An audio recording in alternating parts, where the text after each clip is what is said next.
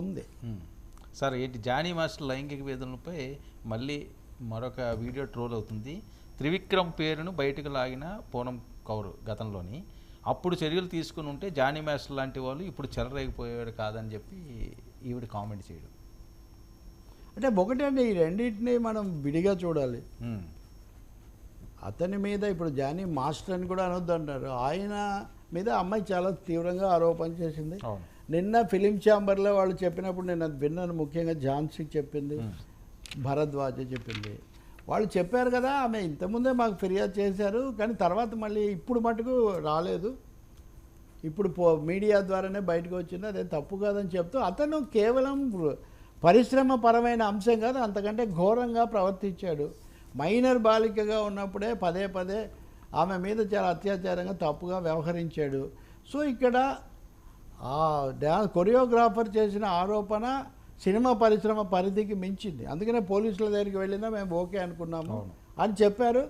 మనం వెల్కమ్ చేయాలి. Film chamber అలాగే ఆ మహిళా భద్రతా కమిటీ దీని మీద చొరవ తీసుకొని వాళ్ళు సూటిగా బయటకు వచ్చినందుకు మేము చేశాము, మేము చర్య తీసుకుంటామని చెప్పినందుకు మనం సంతోషించాలి. తర్వాత నేను చూస్తున్నాను ఆ డాన్సర్స్ అసోసియేషన్ అధ్యక్ష పదవి నుంచి కూడా ఆయన తప్పించి ఆయన సభ్యత్వం కూడా సస్పెండ్ చేశారనేదో చూస్తున్నాను. జనసేన కూడా చర్య తీసుకుంది, కానీ జనసేన ఇప్పటికైనా వెంటనే మరింత తీవ్రంగా తీసుకుంటే కూడా చాలా మంచిది. ఎందుకంటే ఇవన్నీ తేలే వరకు అంతవరకైనా తీసుకున్నారు, అది మంచిది. ఇతర పార్టీలు తీసుకోలేదు. ఉదాహరణకు వైసీపీ వాళ్ళ మీద అట్లాంటివి ఉన్నాయి, వాళ్ళు చర్య తీసుకున్నారు, మంచిదే. కానీ అసలు చర్యను సస్పెన్షన్లో పెట్టారు. ఇప్పుడు వేములపాటి అజయ్ వాళ్ళ బాధ్యుడు, క్రమశిక్షణ బాధ్యుడు ఇచ్చిన దాంట్లో పూర్తి దర్యాప్తు పూర్తయ్యే వరకు చూసి తర్వాత మేము బహిష్కరించాలో వద్దో అప్పుడు చూస్తామని సజెషన్ దాంట్లో ఉంది. ఇప్పుడు ఇంక ఈ కమిటీ కూడా చెప్పింది కాబట్టి, ఇంటర్నల్ కమిటీ కేసు ఎలా ఉన్నా తప్పకుండా వాళ్ళు స్పందిస్తారని అనుకోవాలి. ఇంకా మీరన్నా రెండోది, it's a little sensitive. Trivikram Srinivas అంటే ఆయన పెద్ద దర్శకుడు అని నేను సెన్సిటివ్ అంటలేదు. ఆమె పెట్టినటువంటి దాంట్లో ఫిర్యాదు అని అన్నారు, కానీ అంతకు మించి పెద్ద పదాలు లేదా తీవ్రమైన వాటి స్వభావం ఏంటి అని ఆమె చెప్పలేదు. ఎప్పుడు ఇచ్చారు కూడా దాంట్లో లేదు.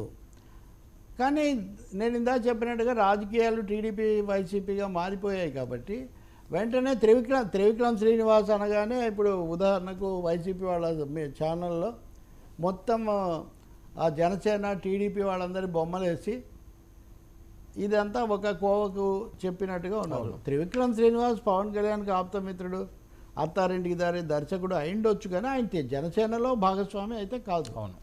జనసేనలో ఆయన ఎప్పుడు చేరలేదు, జనసేన తరఫున ఆయన ఎప్పుడు ప్రచారం చేయలేదు. నేను గమనించినంతలో జనసేన కార్యాలయం తెరిచినప్పుడు లేకపోతే పవన్ కళ్యాణ్ ఏదైనా వచ్చినప్పుడు ఆయన ఉండొచ్చు, పర్సనల్ రిలేషన్స్ వేరు. నాకు తెలిసి పవన్ కళ్యాణ్ సినిమాలు త్వరగా పూర్తి కావడానికి, ఆ స్క్రిప్టులు ఆయనకు తగినట్టు రావడానికి త్రివిక్రమ్ ముఖ్య పాత్ర వహిస్తున్నట్టున్నాడు. సో ఇది సినిమా పరిశ్రమకు సంబంధించిన సమస్య. తప్పకుండా హేమా కమిటీ ఇలా తమిళనాడులో వచ్చినట్టే ఇక్కడ కూడా సినిమా కమిటీ దీని మీద తగిన విధంగా ఏం చేయాలో వాళ్ళు చూడొచ్చు. మరి పూనం కౌర్ ఇప్పుడు పర్సూ చేస్తారా లేక ఎక్స్లో పెట్టిన దాంతోనే ఆమె సరిపెడతారా అనేది కూడా చూడాలి. సరే, నేను ఇక్కడ ఇంకోటి కూడా యాడ్ చేయాలి. ఆ అమ్మాయి అది వరకు కూడా పవన్ కళ్యాణ్ మీద కూడా కొన్ని ఆరోపణలు లేవనెత్తడము నాకు బాగా తెలుసు. ఒక ఛానల్ ఇలాగే అన్నిటికీ వెళ్తుంటాం కదా, అసలు వాళ్ళని చాలా తిప్పుకొని చాలా వచ్చేస్తుందని వాళ్ళు ప్రోమోలు కూడా ప్రకటించి అంతా అయిన తర్వాత వాళ్ళని ఆమె తీవ్రంగా డిసప్పాయింట్ చేశారు. మరి ఎందుకు అప్పుడు కానీ ఇప్పుడు కానీ, ఇప్పుడేమో అప్పుడే ఇచ్చాను ఈయన మీద అంటున్నారు, ఈయన మీద ఇస్తే ఆయన మీద ఇచ్చినట్టే అని ఇంకొంతమంది అంటున్నారు. ఇవన్నీ కూడా పెద్ద అవాస్తవికమైనటువంటి ధోరణులు. నేను తమ్మారెడ్డి భరద్వాజ మిత్రుడు, ఆయన దీని మీద ఆయన్ని కూడా అడిగారు, మీరు ఆ కమిటీలో ఉండి చూశారు కదా, మరి ఇది అంటే మరి ఆమె ఎప్పుడు ఇచ్చిందో తెలియదు, మేము విచారిస్తాము, ఉంటే మేము తప్పకుండా దాని మీద కూడా చర్య అన్నారు. ఆయన అప్పుడు వివరణ అడుగుతారేమో, మళ్ళీ ఆమె ఏం ఫిర్యాదు చేస్తారో ఇవన్నీ చూడాలి.